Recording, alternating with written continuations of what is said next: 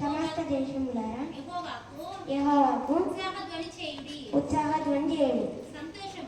సంతోషముతో యెహోవాను సేవించుడి. ఉత్సాహగానం చేయుచు ఆయన సన్నిధికి రండి.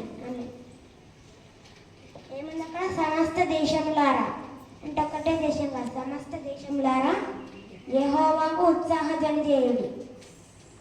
మళ్ళీ సంతోషంతో యెహోవాను సేవించుడి. ఉత్సాహగానము చేయొచ్చు ఆయన సన్నిధికి రండి. ఉత్సాహగానము చేయొచ్చు ఆయన సన్నిధికి రండి. 3వ వచనం, యెహోవాయే దేవుడని తెలుసుకొనుడి.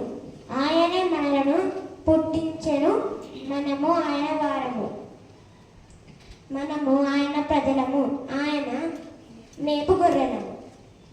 ఏమిటి? ఆయనే యెహోవాయే దేవుడని తెలుసుకొనుడి. ఆయనే మనలను పుట్టించనంట.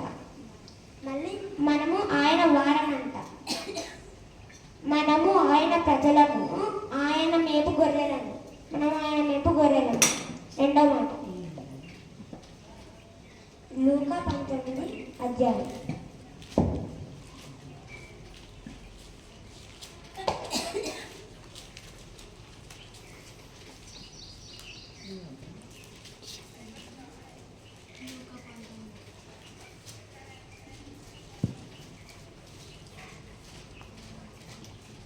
రెండవ వచనం 3వ వచనం.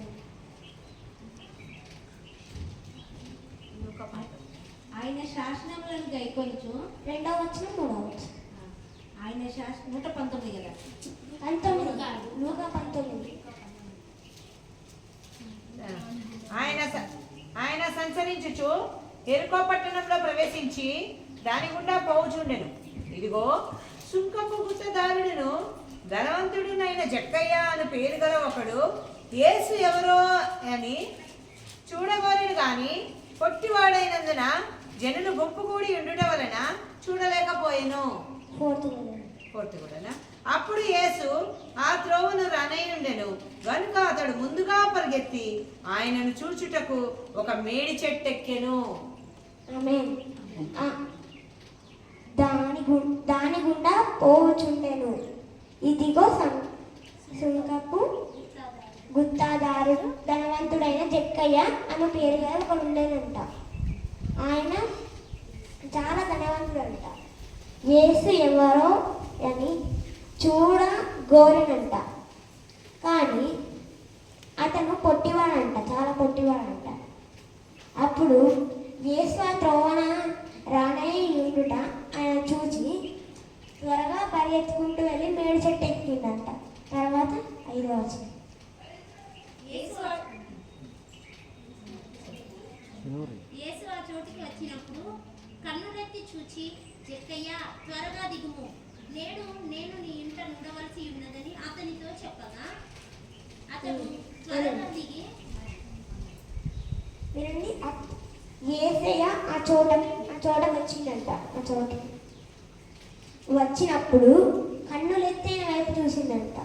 అప్పుడు జక్కయ్య త్వరగా దిగుము,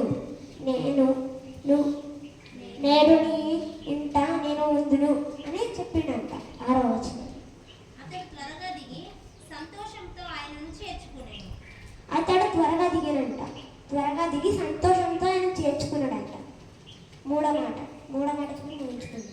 అందరూ అది చూచి యోహాను సువార్త 19:26-27.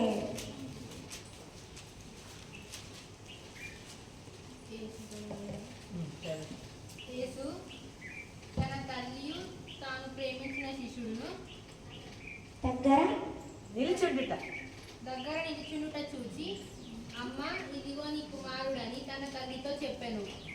తరువాత శిష్యుని చూచి, ఇదిగో నీ తల్లి అని చెప్పెను.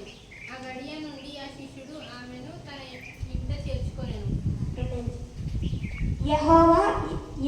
యేసు తన తల్లి తన ప్రేమించిన శిష్యులను చూసినంట. అప్పుడు దగ్గర నిల్చుంటే చూసిండంట. ఇదిగో నీ కుమారుడు అని తన తల్లి వైపు చూసి చెప్పిండంట. తర్వాత తను ప్రేమించిన శిష్యుని వైపు చూసి శిష్యును ఇదిగో నీ తల్లి అని చెప్పిండంట. యేసుని చూడండి ఎంత ప్రేమను. అతని శిలువ మీద వేలాడుతున్నాడనే విషయం కూడా మర్చిపోయి తన తల్లిని ప్రేమిస్తున్నాడు. మనం కూడా అలా కుటుంబాన్ని ప్రేమిస్తూ సంతోషంగా జీవితాం. ఆమేన్. వచ్చిన దైవజనుని బట్టి వందనాలు. హల్లెలూయా. అందరం మోకరించి ప్రార్థిస్తాం.